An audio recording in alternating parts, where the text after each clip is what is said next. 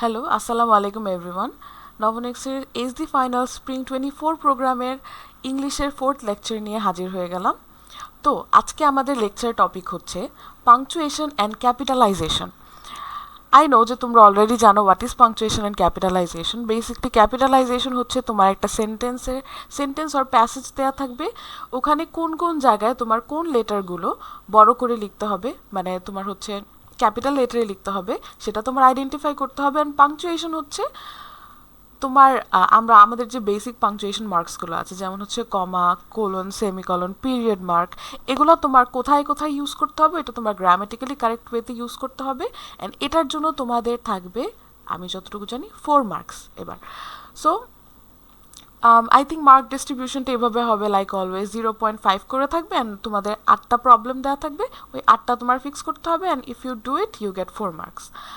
So capitalisation and পাংচুয়েশনের এখন আমরা কতগুলো রুলস দেখবো, অ্যান্ড ওগুলো দেখলে ইনশাল্লাহ we will ensure this 4 marks. Okay, so let's first see capitalisation.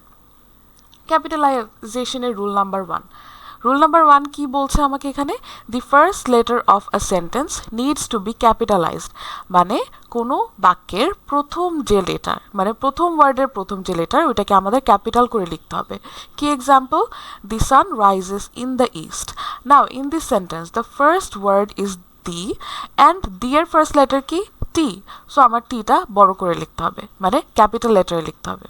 Okay, rule number two, proper nouns. Proper noun মানে কি বলতো? কোনো স্পেসিফিক ব্যক্তি, বস্তু, অবজেক্ট, প্লেসের নাম, right?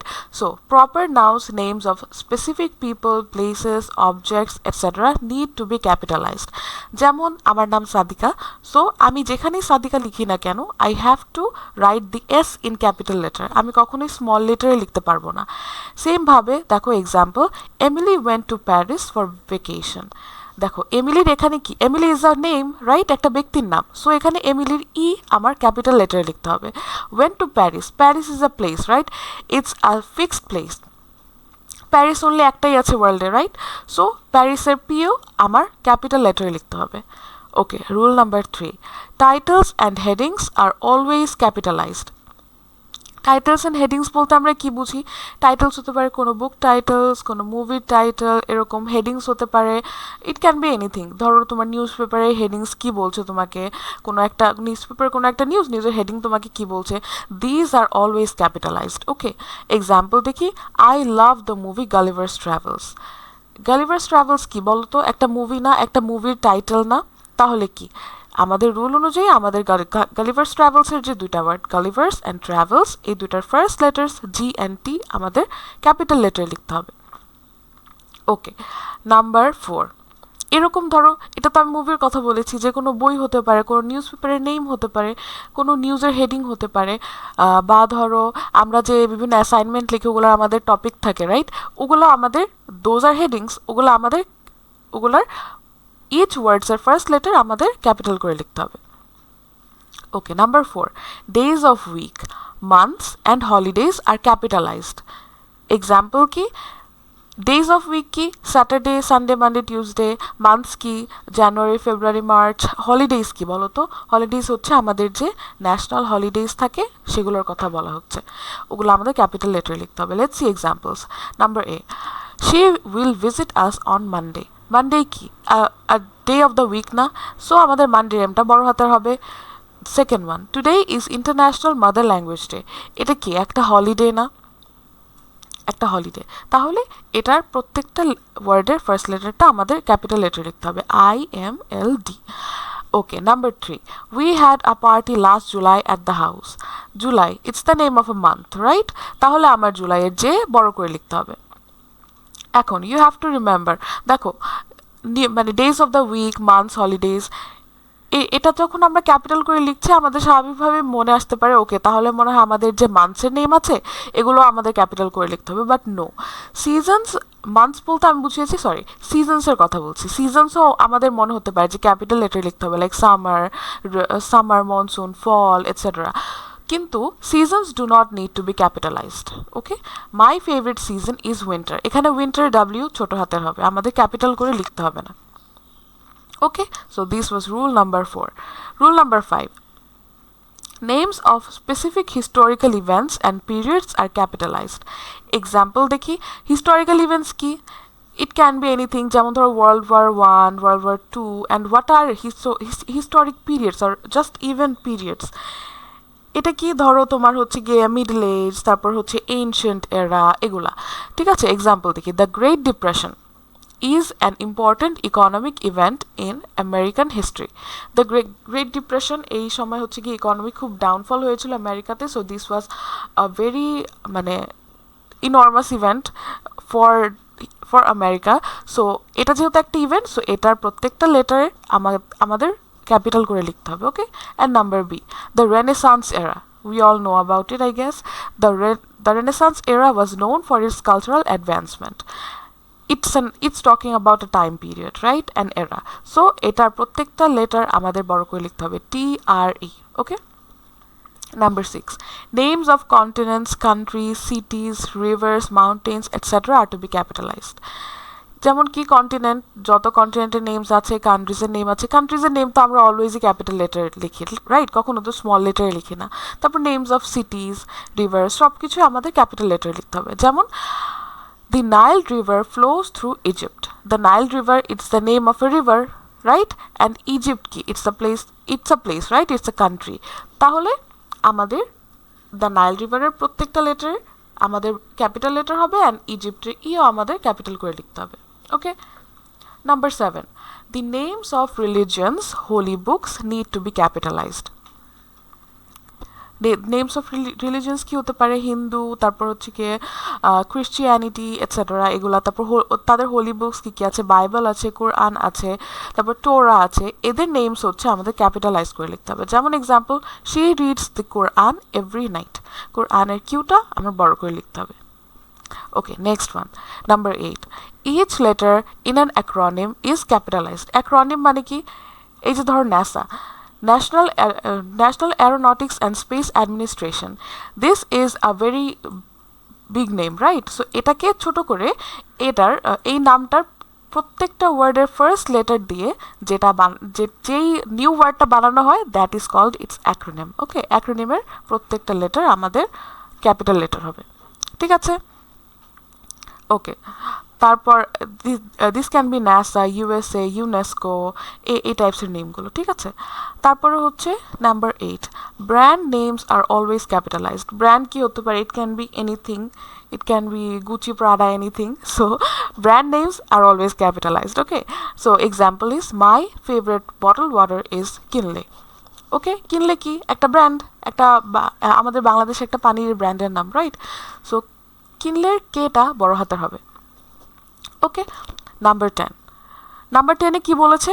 This is a rule that we have to remember, সেটা হচ্ছে do not capitalise after a colon, ঠিক আছে। এখন এটার এক্সাম্পল একটা দেখি, যে কোলন কোনটা বলো তো? এই যে this is colon, I hope you all know that. তারপর এখানে কি বলেছে? Paula has one hobby colon, that's jumping jacks, ঠিক আছে। তো sometimes we might do it by mistake, যে কোলনের পরে আমরা হচ্ছে গিয়ে ভাবলাম okay this seems to be a new sentence or a new line, তো আমরা একটু ক্যাপিটাল লেটারে লিখে দিই, বাট নো, এটা হচ্ছে তোমার স্মল লেটার হবে, ঠিক আছে। তারপর there can be multiple things here, যেমন জাম্পিং জ্যাক্স, লাঞ্জেস, এরকম অনেক কিছু থাকতে পারে, ওগুলাও তোমার স্মল লেটারই হবে, ঠিক আছে, স্মল লেটার দিয়ে শুরু হবে। But if it is a proper noun, capitalise it. মানে তোমার ধরো কোলনের পরে যেটা আছে দ্যাটস আ প্রপার নাউন, মানে the specific name of a person, a city or an object, তাহলে হচ্ছে তোমার ওইটা নর্মাল নিয়মে যেমন আমরা প্রপার নাউন অলওয়েজ ক্যাপিটাল লেটারে লিখি, ক্যাপিটাল লেটারে লিখতে হবে, ঠিক আছে। যেমন দেখো, Suzy's favourite place to go on vacation is New York. New York is the name of a place, right? তাহলে নেম অফ আ সিটি, তাহলে এটার নিউ ইয়র্কের NY আমাদের বড় হাতের হবে, ঠিক আছে। So this was all the basic rules of capitalization that you need to know for your exam, and এর চেয়ে বাইরে আর কোনো রুলস তেমন আসার কথা না, থাকারও কথা না, অ্যান্ড এত হার্ড তোমাদের কোয়েশ্চেন করবেও না। So that's it about capitalization. Yes, so এটারও তোমাদের প্র্যাকটিস প্রবলেম দেওয়া থাকবে, তোমরা হচ্ছে প্রবলেম সলভ করবা, অ্যান্ড তোমাদের সব প্রবলেম সলভ হয়ে যাবে ইনশাল্লাহ। Now let's move forward to punctuation. এখন পাংচুয়েশনের ক্ষেত্রে আমরা কি কি শিখবো বলতো?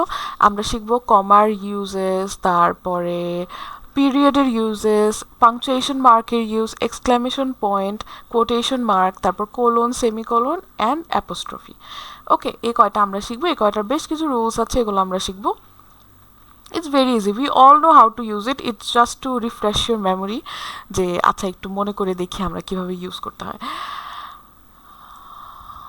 ওকে, ফার্স্টে আসছে কমা। Number 1 use is, it is used in a series of 3 or more information. এটার মানে কি, ধরো আমার হচ্ছে গিয়ে দেয়া আছে যে okay, what do I love to do, I love watching movies, reading books and also playing cricket. ঠিক আছে, তাহলে আমি এখানে তিনটা কাজের কথা একসাথে বললাম না? তিনটা কাজ আমি যখন বলবো, এখানে আমার প্রত্যেকটার মাঝে একটা করে কমা দিতে হবে। ঠিক আছে, এটা তো একটা এক্সাম্পল দিলাম। আরেকটা এক্সাম্পল দেখি। Example, Jim swims, golfs and fishes in the summer. মানে জিম গ্রীষ্মকালে সে হচ্ছে সাঁতার কাটে, সে গলফ খেলে এবং সে মাছ ধরে। ফিশেস মানে এখানে হচ্ছে মাছ ধরা। ওকে, দেখো তো এখানে একটা জিনিস, এটা আমি না অলওয়েজ ভুল করতাম। আমি হচ্ছে গিয়ে গলফসের পরে কখনো কমা দিতাম না। ঠিক আছে, আমি মনে করতাম কি, আচ্ছা সুইমস, গলফস অ্যান্ড ফিশেস, তাহলে গলফস অ্যান্ড ফিশেস এটা তো অ্যান্ড দিয়ে যুক্ত হয়ে যাচ্ছে, তাহলে এখানে তো আর কমা হবে না। বাট দিস ইজ রং, আমার মনে আছে, বিকজ আমি ভুল করতাম। সো তোমার গলফসের পরে মানে অ্যান্ডের আগে you always have to put a comma. ঠিক আছে, swims, comma, golfs, comma, and fishes. Okay, this rule applies to everywhere, you have to put a comma before and. ঠিক আছে, okay, comma rule number 2, it is used to separate two main clauses joined with conjunction like but, by, and, but, for, nor, yet, or, so, etc. এটার মানে কি, আমরা কি জানি conjunction কি করে বলো তো? দুইটা মিনিংফুল সেন্টেন্সকে যুক্ত করে না? যুক্ত করে, রাইট? সো ওই কনজাংশনগুলো যখন আমরা ইউজ করব, ওখানে একটু কমার ইউজ আছে। আসলে তো একটা এক্সাম্পলে দেখি। Example, Seema took a day off and she is planning on resting. এখানে কি, Seema took a day off, this is one meaningful sentence, and she is planning on resting, this is another meaningful sentence. We are connecting this two sentences with a conjunction which is and. তো অ্যান্ডের আগের জন্য আমাকে একটা কমা place করতে হবে। Okay, তারপরে ধরো আরেকটা বললাম যে ধরো হি ইজ পুয়ার বাট অনেস্ট। ঠিক আছে, এখানে বাটের আগে আমার একটা কমা ইউজ করতে হবে, he is poor, comma, but he is honest. Okay, এরকম হবে। Okay, let's look at rule number 3, it is used between cities and states. It is also used after states if the state is mentioned in the middle of the sentence. আচ্ছা, first এরটা আগে দেখি, it is used between cities and states. আচ্ছা, example কি, Dave lives in Denver, Colorado. আচ্ছা, Colorado is the name of a state in the United States of America, and ওটারই আরেকটা প্লেসের নাম হচ্ছে Denver. So this Dave person, he lives in Denver, Colorado. এখন what if এই Denver Colorado এই কথাটা আমার সেন্টেন্সের লাস্টে আছে, রাইট? তাই আমরা কলোরাডোর পরে কি করেছি, একটা ফুল স্টপ ইউজ করেছি। কিন্তু what if this word Denver Colorado was used in the middle of a sentence, তখন আমরা কি করতাম? তখন if the state is mentioned in the middle of the sentence, we would also use a comma after it. Okay, যেমন দেখো, before moving to Denver, Colorado, Dave lived in Buffalo, New York. Denver Colorado এখানে in the middle of the sentence আছে, right? তাহলে কি হবে, ডেনভারের পরে আমার একটা কমা হবে অ্যান্ড কলোরাডোর পরেও আমার একটা কমা হবে। ওকে, তারপরে normally Dave lived in Buffalo, New York. দেখো, Buffalo is a place inside the New York City. ঠিক আছে, তাই বাফেলোর পরে comma, and as New York is at the end of the sentence, এরপর একটা period sign. Okay, okay, let's move to number 4. Comma is also used between dates and years. It is also used after year if the year is mentioned in the middle of the sentence. এটারও first এটা দেখি আগে, চলো। Used between dates and years মানে কি, দেখো example 1, we will graduate on June 6, 2024. এখানে কি, June 6 it's a date, right? And 2024 it's a year. তো এই দুটার মাঝে আমাদের একটা কমা ইউজ করতে হবে। ঠিক আছে, but what if this June 6, 2024 was in the middle of the sentence? তখন আমি কি করতাম? তখন এই আগের রুলটার মতো we would also use a comma after the year. কিরকম, it wasn't until March 15, 2023 that Harry got his license. তাহলে কি এটা মাঝখান দিয়ে আছে না, ডেট অ্যান্ড আ ইয়ার? তাহলে করতাম কি, March 15 এর পরে একটা কমা, 2023 এর পরেও আরেকটা কমা। ঠিক আছে, that's how we do it. Okay, I think বুঝতে পেরেছো সবাই. Let's move to number 5. So, comma is also used after beginning with in spite of, despite, because, if, since, while, etc. তো আমরা কি জানি যে in spite of, despite, these can be used in the beginning of the sentence. Okay, তখন যদি sentence এই ওয়ার্ডগুলো দিয়ে বিগিন হয় তখন আমরা কি করব বলো তো, এই ওয়ার্ডগুলো দিয়ে যুক্ত সেন্টেন্সটার পরে we are gonna use a comma.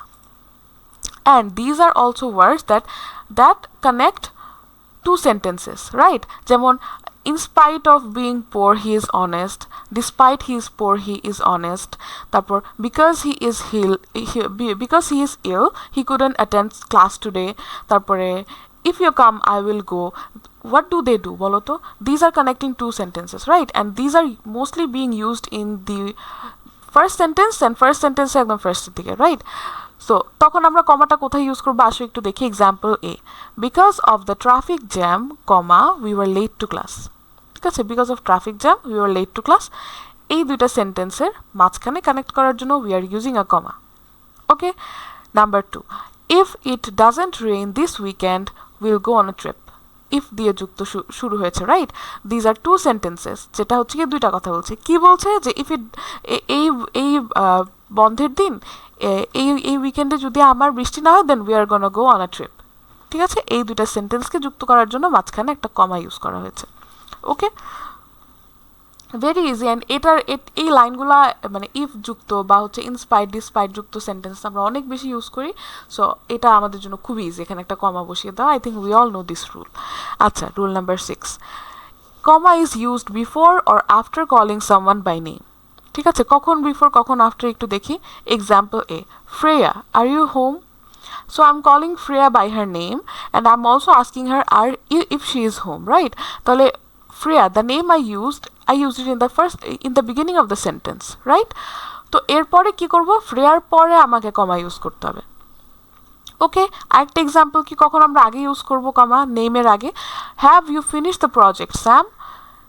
এখানে আমি কি স্যাম ওয়ার্ডটা I called Sam by his name at the end of the sentence, right?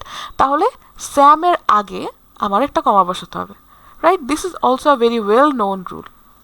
Okay, I think এটাতে কারো প্রবলেম নেই. Number 7, used with appositives. আচ্ছা, appositive কি আপু? Appositive means a noun phrase that comes after another noun phrase to provide extra information. যেমন ধরো example, ধরো আমি বললাম যে I am Sadika, a student of United International University, and I am teaching English today. Okay, তো এখানে কি সাদিকার পরে আমি কি ইউজ করলাম, United International University, right? This is an extra information about me, যে আমার একাডেমিক ডেজিগনেশন কোনটা, মানে আমি একাডেমিক কোথায় পড়ছি, right? So that's a positive, right? Providing extra information. আরেকটা এক্সাম্পল দিয়ে আমরা একটু বুঝে যাই. Example, Samantha, my elder sister is having a baby. Okay, so Samantha, my elder sister. Here, my elder sister is providing an extra information about Samantha, right? And this is a noun phrase, my elder sister. So as it is providing extra information about the noun before Samantha কে নিয়ে, so এটা হচ্ছে কি positive, and we have to use comma in between them. Samantha comma my elder sister comma is having a baby.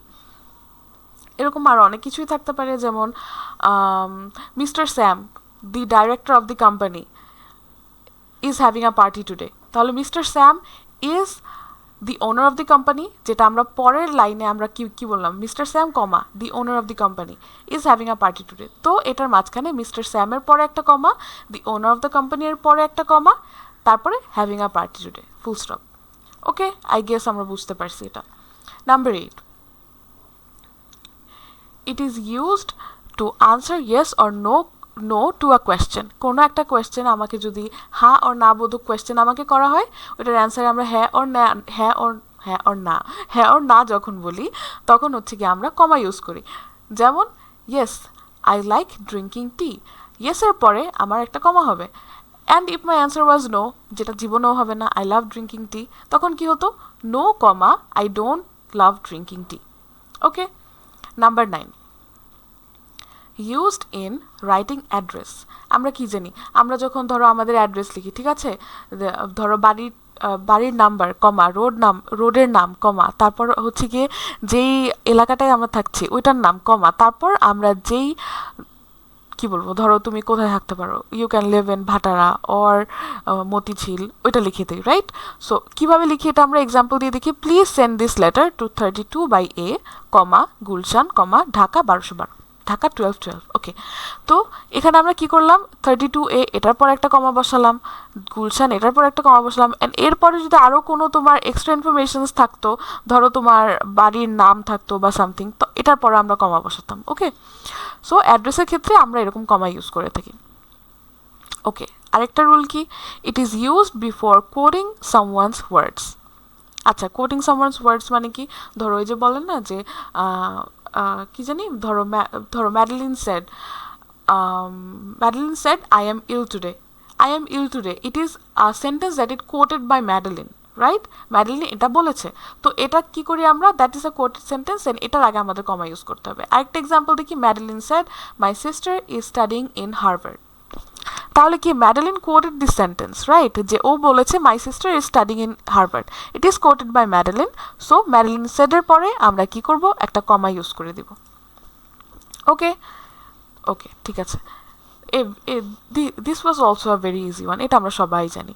আচ্ছা, number 11, comma is used after titles such as MA, PhD, SR দিয়ে কি বোঝায় বলো তো, senior, JR দিয়ে কি বোঝায়, junior etcetera.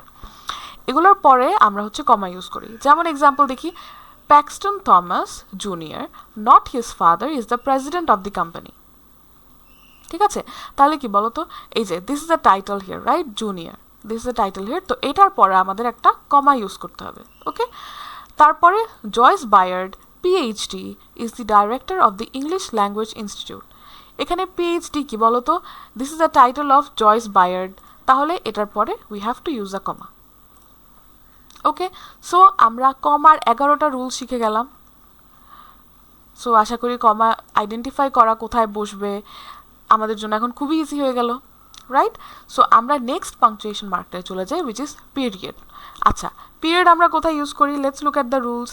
Number 1, used at the end of a sentence. Example কি, দিস ইজ ইউনিভার্সাল, এটা সবাই জানি আমরা। এক্সাম্পল কি, my favourite game is football, full stop. যে কোনো সেন্টেন্সের এন্ডে আমাদের একটা পিরিয়ড দিয়ে এন্ড করতে হবে। Okay, rule number 2, used after abbreviations like DR, which is doctor, ST, which is street, AOZ, which is ounces, এটা দিয়ে আমরা মেজার করে থাকি, যেমন 2 ounces of water, 3 ounces of milk, এরকম। তারপরে AM, PM, Mr, etc. এগুলার পরে এই যে শর্ট নেমস, মিস্টারের জন্য MR, ডক্টরের জন্য DR, এগুলার পরে আমরা একটা পিরিয়ড সাইন ইউজ করি। ওকে, যেমন example, I went to doctor period Gomez for a checkup. ঠিক আছে, very basic rule, we all know it. Let's move forward to number 3. Used to separate dollars and cents in prices. এটা কিভাবে দেখি তো, a stick of butter costs $5.10. 5.10 means $5.10. তো এটাকে আমরা কিভাবে লিখতে পারবো, এভাবে $5.10 না লিখে জাস্ট ডলার সাইন দিয়ে 5.10 লিখলে আমার হয়ে যাচ্ছে। Okay, so that is how we separate dollar কোনটা অ্যান্ড সেন্ট কোনটা। ঠিক আছে, সেম টাকার ক্ষেত্রে এটা যদি টাকা হইতো তাহলে কি হতো বলো তো, যে 5 টাকা 10 পয়সা, রাইট? এভাবে আমরা টাকা অ্যান্ড পয়সা এটাকে আমরা সেপারেট করতে পারি। Okay, number 4, used while writing decimals and percentages. কিরকম, ডেসিমাল কি বলো তো, ডেসিমাল হচ্ছে 6.5, 13.5, these are decimal numbers, right? তারপরে আরেকটা কি হচ্ছে পার্সেন্টেজের ক্ষেত্রে, right? Today her business profit was 78.5%। এটা কি আমরা একটা পার্সেন্টেজের কথা বলছি না, যে এত শতাংশ? তো এটাকে যখন আমরা মেনশন করব তখন we also use a decimal number or percentage, and এখানে we use a full stop or a period sign এখানে। ঠিক আছে, number 5, a period is not needed if a sentence ends with a title or abbreviation that requires a period.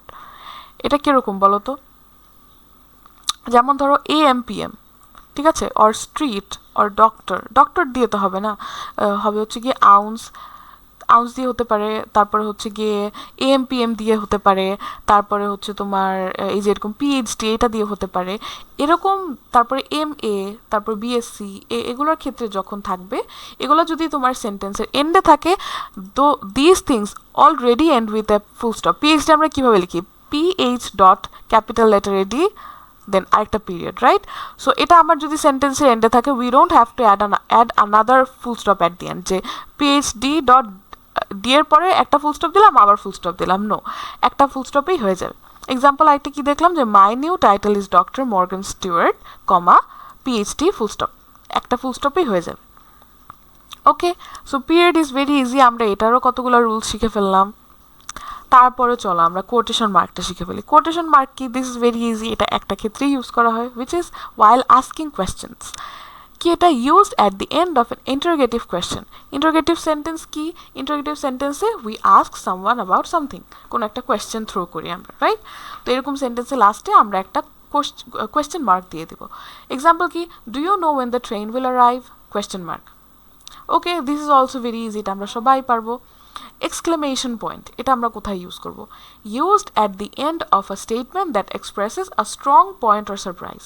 Surprise কি হতে পারে? It can B N emotion of sadness or happiness or shock, surprise, it can be anything. ঠিক আছে, basically কোনো একটা মানে মনের ভাব প্রকাশ করে বা মনের স্ট্রং কোনো একটা ফিলিং প্রকাশ করে, ওরকম যে সেন্টেন্সগুলো থাকবে ওগুলোর লাস্টে আমরা এক্সক্লেমেশন পয়েন্ট ইউজ করব। ঠিক আছে, একটা এক্সাম্পল কি? Jessie told me that you are having a baby. So এটা যে মানুষটা বলছে, he or she is very happy about it, that Jessie told me that you are having a baby. সে খুবই হ্যাপি এটা নিয়ে, and he or she is expressing a strong emotion. তো এটার এন্ডে we are going to end with an exclamation point. আরেকটা কি হতে পারে বলো তো? Hooray we want the game. এখানে আমরা কি করতাম বলো তো? হুরে বা ইয়ে, এরপরে আমরা কি করি? এক্সক্লেমেশন পয়েন্ট ইউজ করি না? Right. So that is how exclamation point is used, and এটার বাইরে এটার তেমন কোনো ইউজ নাই। ওকে ওকে, দেন নেক্সট ওয়ানে চলে যাই। Quotation marks. Quotation mark is used when we directly quote someone's sayings. Okay, কেউ যা বলেছে হুবহু এটা যখন আমরা কোট টু কোট আরেকজনকে বলতে চাই বা লিখতে যাই, তখন আমরা কোটেশন মার্ক ইউজ করি। আচ্ছা, দেখি তো এটা কিভাবে। Used when quoting someone else's exact words. কিরকম? নাম্বার এতে দেখি। Phil said the American Revolution began in April 1775. ঠিক আছে, এই যে ফিল বলেছে দি আমেরিকান রেভলিউশন শুরু হয়েছিল এপ্রিল 1775-এ। This is quoted by Phil. So এই সেন্টেন্সটা আমাদের কোটেশন মার্কের ভিতরে রাখতে হবে। ঠিক আছে, আচ্ছা, তারপর আবার কি বলেছে? Periods and commas always come inside the quotation mark. ঠিক আছে, এটা কি বলেছে একটু দেখি, যে all of us will attend the wedding, said the bride's best friend. ঠিক আছে, এখানে কি বলেছে? যে all of us will attend the wedding, said the bride's best friend. এখানে হচ্ছে গিয়ে দেখো, ফার্স্টে কোটেশন মার্ক যুক্ত সেন্টেন্সটা আছে, রাইট? তারপরে বলা হয়েছে said the bride's friend। এরকম ক্ষেত্রে আমার কি হবে? কমাটা কোটেশন মার্কের ভিতরে চলে যাবে। ঠিক আছে, ফার্স্টে কি বলেছে? ফার্স্টের সেন্টেন্সটা হচ্ছে Phil said the American revolution. এখানে ফার্স্টে কি আছে? ফিল সেড, মানে যে পার্সনটা বলেছে তার কথা বলা হয়েছে।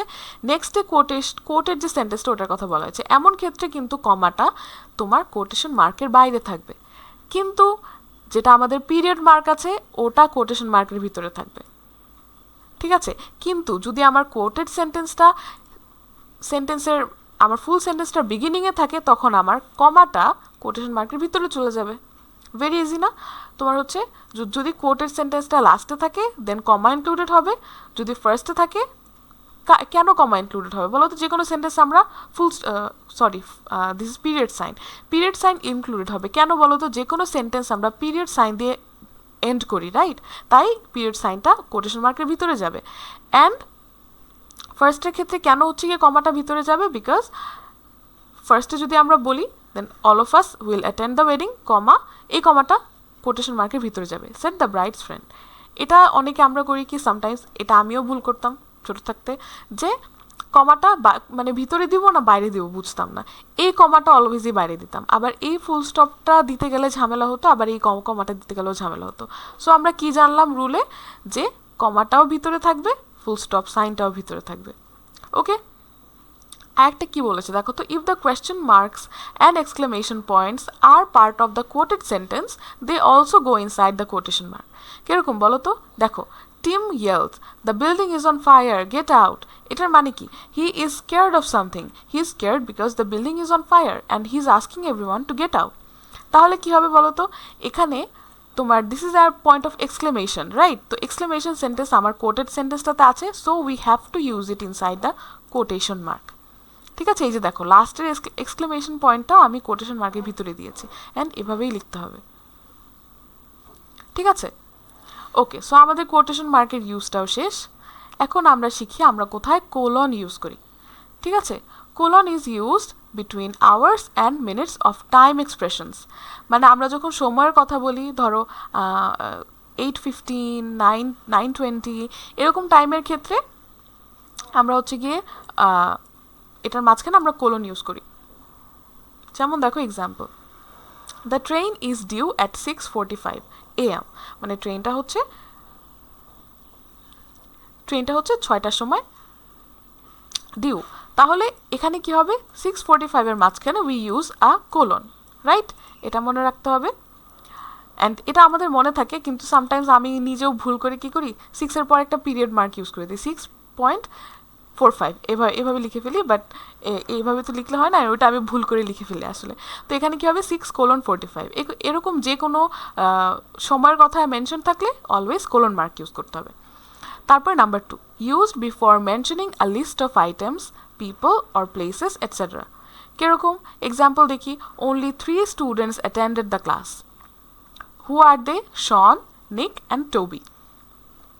এখন এখানে কি আ লিস্ট অফ পিপলের কথা বলা হচ্ছে না, যে কোয়াইট আ ফিউ পিপল, তো ওদের নাম যখন আমি মেনশন করব তার আগে we have to use a colon. কিরকম, only 3 students attended the class, colon, Sean, Nick, and Toby. Okay. Okay, I guess we are also clear about colon. Then let's go to semicolon. Okay, when do we use it?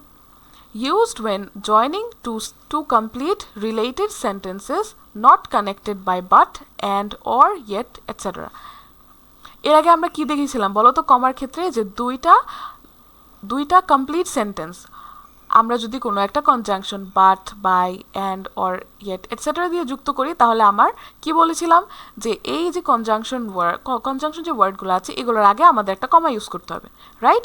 কিন্তু আমাকে এখানে কি বলেছে বলো তো, when two completed sentence and which are related to each other, they are not connected by any conjunction, ওই দুইটার মাঝখানে we have to use a semicolon. Okay, ওকে, এক্সাম্পলটা কি দেখি তো, বিলি received the highest grade. He got a scholarship to study at Oxford. These two are completely fine sentences with its own meanings, right? কিন্তু এই দুইটা connected, right? Why did he get a scholarship to study at Oxford? Because he received the highest grade. So এটা এই দুইটা সেন্টেন্সকে যদি আমরা connected করতে চাই without using any conjunction, আমরা একটা সেমিকলন ইউজ করব, শেষ, তাহলেই কাজ শেষ। Okay, and we have to remember সেমিকলনের পরে আমার যে ওয়ার্ডটা সেটা কিন্তু আমাদের মনে হতে পারে যাচ্ছে এটা মনে হয় ক্যাপিটাল লেটার হবে, বাট নো, এটা আমার স্মল লেটার দিয়ে শুরু হবে। ওকে, এটা একটু মনে রাখবো।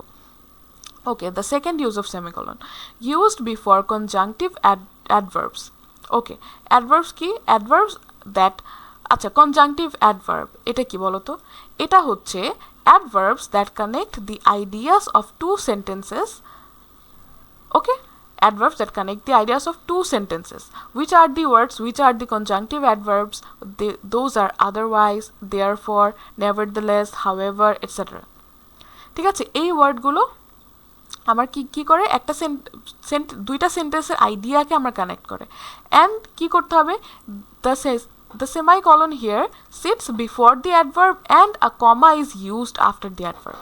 Okay, একটু দেখি তো এক্সাম্পল এখানে কি বলে, Sid could not pay his landlord, therefore he got evicted. আচ্ছা, মানে সিড হচ্ছে তার বাসা ভাড়া তার মানে বাসার ল্যান্ডলর্ডকে দিতে পারেনি, দ্যাটস ওয়াই হি গট এভিক্টেড। এভিক্টেড মানে কি? এভিক্টেড মানে হচ্ছে বাসা ছেড়ে দেওয়ার যে নোটিশ দেওয়া হয়, বাসা ছেড়ে দিতে বলা হয়, দ্যাট ইজ কল্ড এভিক্টেড, বা এভিকশন নোটিস বলে সেটাকে, অ্যান্ড বাসা ছেড়ে দেওয়ার process, that is called evicted. Okay, তো Sid he could not pay his landlord, therefore he got evicted. These are two ideas of a sentence, right? যে he could not pay his landlord, he got evicted. These two ideas are connected, right? So এটাকে আমরা কি দিয়ে connect করব? With an conjunctive adverb. And যেহেতু we are using a conjunctive adverb and we are connected two ideas of two sentences together, we will use a semicolon before it. Okay, conjunctive adverbটার আগে আমরা semicolon use করব, and conjunctive adverbটার পরে আমরা একটা কমা use করব। ওকে, ধরো এরকম বলতো যে it is raining today, however I will go to school.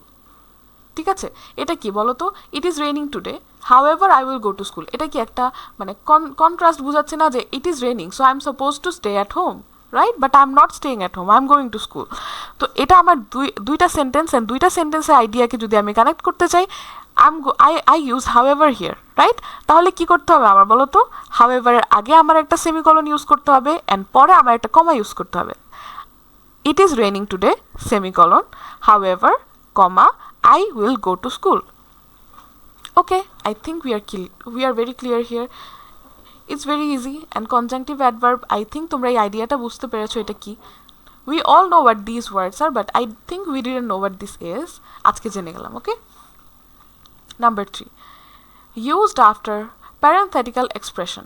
আচ্ছা, parenthetical expression কি? এটা হচ্ছে extra information added to a sentence. ঠিক আছে, মানে ধরো একটা সেন্টেন্সে আমার যদি ওই ইনফরমেশনটা না থাকতো তাও কোনো সমস্যা ছিল না, বাট আমি স্টিল ইনফরমেশনটা অ্যাড করতে চাই। ঠিক আছে, ওই টাইপের কিছু ওয়ার্ড আছে যেগুলো আমাদের ইউজ করতে হবে if we want to add those extra information. Those words are in fact, on the other hand, for example, etcetera. ঠিক আছে, যেমন একটা এক্সাম্পল দেখি তো, Sadie never eats spinach, in fact she hates it. এখন কথা হচ্ছে যে সেইডি নেভার ইটস স্পিনিচ, এটা শুনলেই তো বোঝা যায় আচ্ছা ও অপছন্দ করে, ও খেতে ভালো লাগে না, ওর এর জন্য খায় না।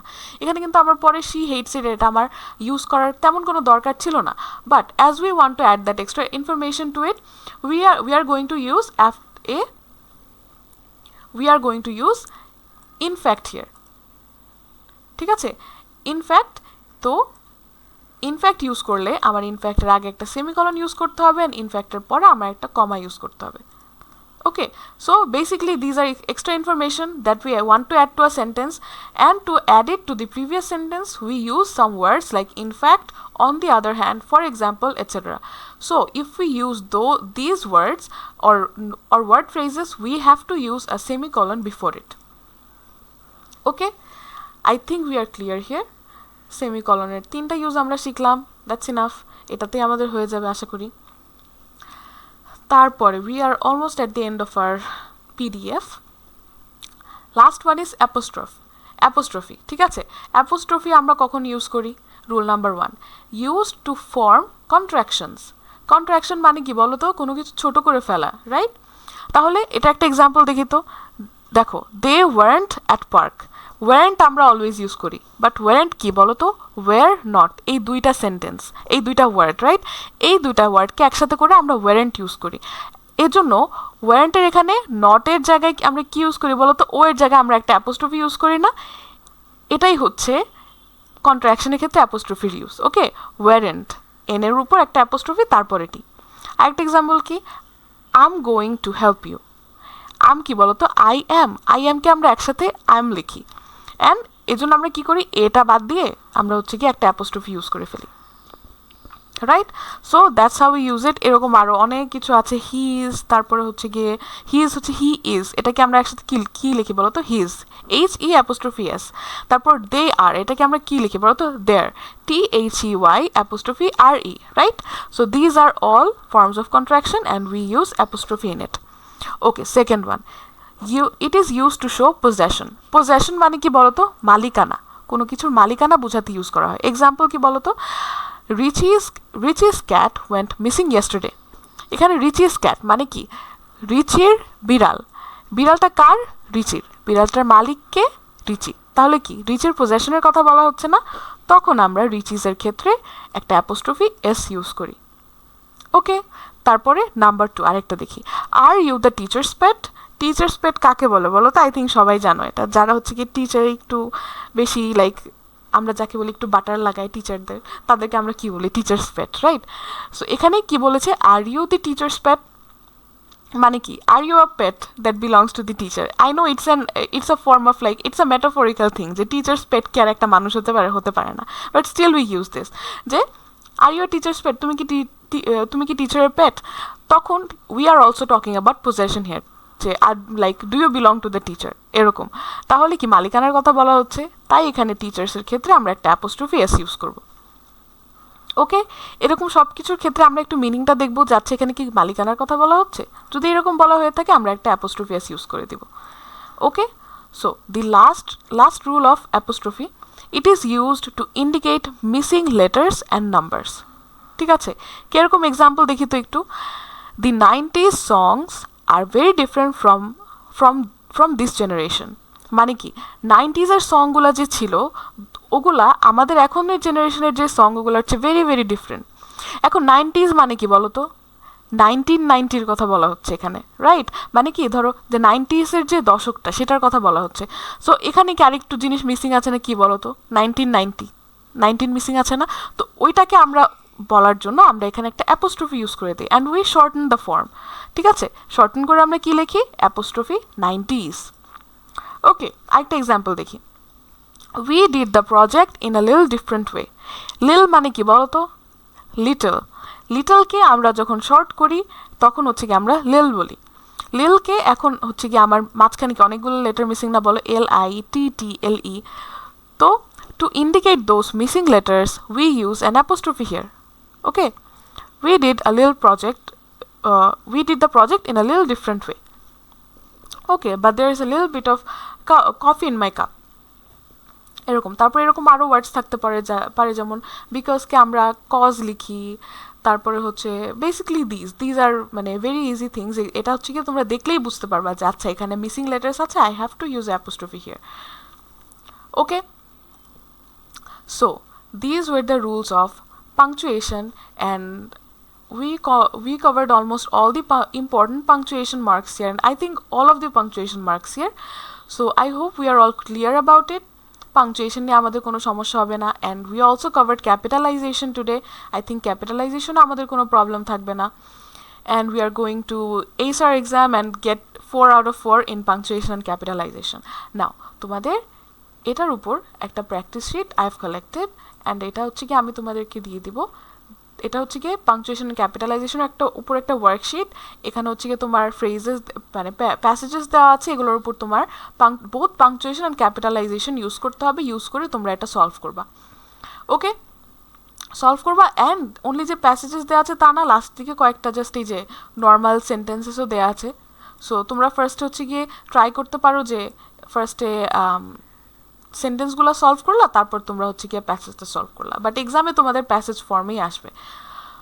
তো it's up to you if you want to do this first or this passages first, but মানে ডু ইট, বিকজ রুলসগুলো পড়ে জাস্ট বসে থাকলে হবে না।